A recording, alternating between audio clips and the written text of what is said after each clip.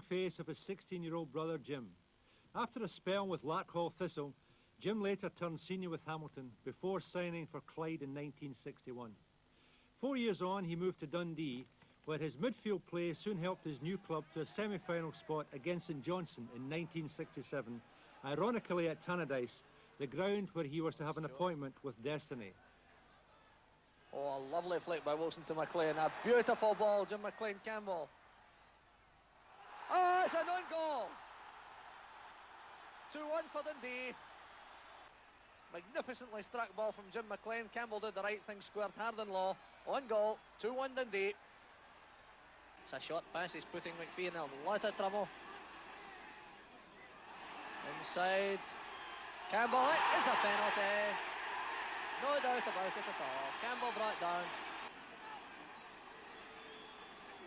Jim McKinnon, ex-Clyde, penalty kick. 3-1. Dundee 3, St Johnstone 1, scorer Jim McLean.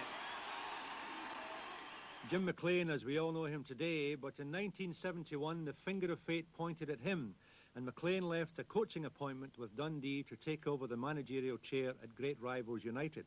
2.5 years later, he guided the Tangerines to their first ever Scottish Cup final appearance. Although beaten 3-0 on the day by a strong Celtic side, the McLean bandwagon was rolling, helped along by stalwarts like Pat Gardner, Duke Smith, Jackie Copeland and Walter Smith. In those days, Jackie Copeland was a pillar of strength in the heart of the United defence.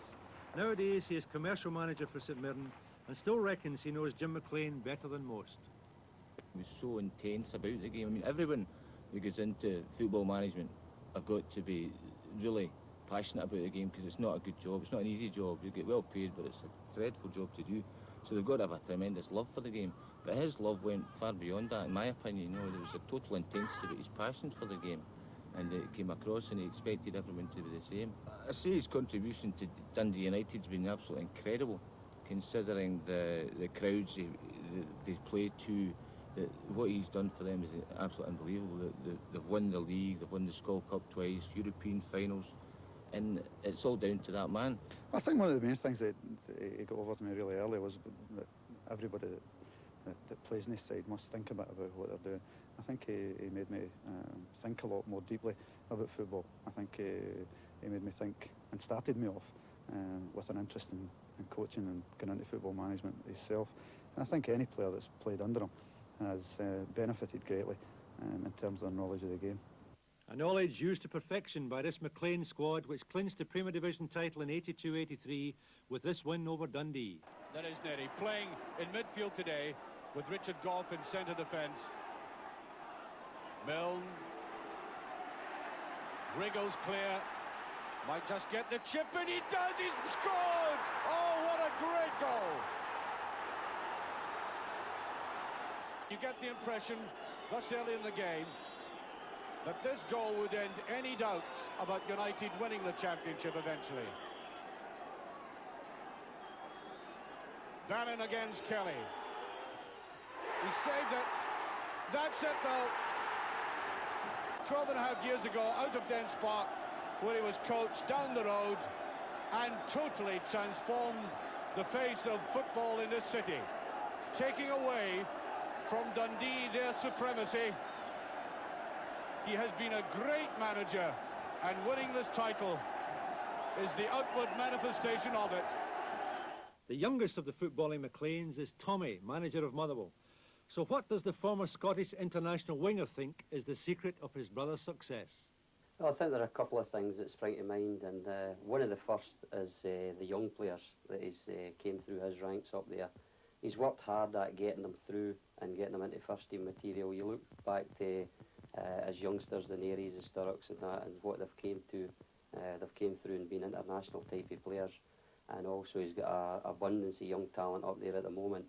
He's with a provincial club, but as I say, the main thing is rearing your own players and getting them into good habits and getting them through. And I think his pedigree there is he's brought certain players through to international level. Two of those players who have come all the way with Jim McLean are the Pongs, Hegarty and Sturrock. Pong Sturrock in particular has special memories of United's first major trophy success. Yes, I think obviously the first game at Hampden we took a bit of a doing, you know. I think coming away from that game and getting a draw was a bit special. And then knowing it was going to Dens Park also was a big influence on the next game. And really, when I run out in the park, there was only going to be one winner as far as I was concerned. Kirkwood is still down, but that's a good ball to Pettigrew. Still a chance. He's caught. Sturrock on the left again. Fleming is inside. That's Pettigrew done it. Now Sturrock on the break. Willie Pettigrew's inside and he's on the clear. When he an own goal. 3-0. And of course, the next year again, you came back again. Again, Dens Park again. It seems to be a lucky hunting ground for us these days. The one aspect about the Dundee game was a derby game. You know, that's something special when you're playing in an instance like that. And we had to win. It's one of those instances where if you're playing in a derby match, you must win, especially cup final. So again, and being at Dens and how our record had been at Dens, it was again a nice time to win the cup. That's a header again, brilliant save, and it's in. Paul Sturrock, 3-0. Over the piece, Jim, it has been an exciting time, and it's seen the club go from strength to strength. Because I arrived in '74, and really we were getting crowds of 3,000 and 4,000. And from that moment onwards, it was an upward trend, and it's all credit to Jim McLean and the players. Be a difficult man to work with. He is. He's a difficult man. He's a disciplinarian. He's a perfectionist, you know. But at the end of the day, he's a great tactician, and the results speak for himself. Dundee United have been flying the flag for Scotland and Europe for a number of years now. And you had particularly good games against Roma, a great game here, but a little bit of a disappointment when you went out to Italy.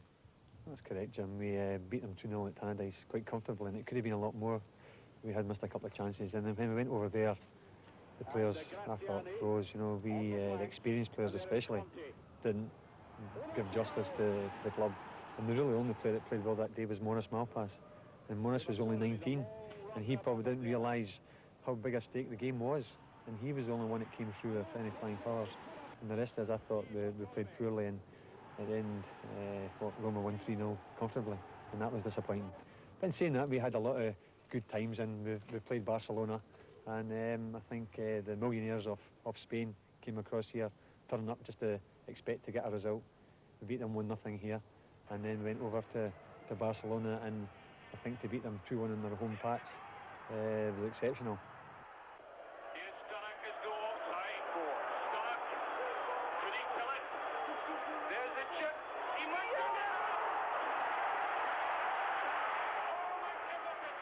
If you're in professional football, this is where you want to be.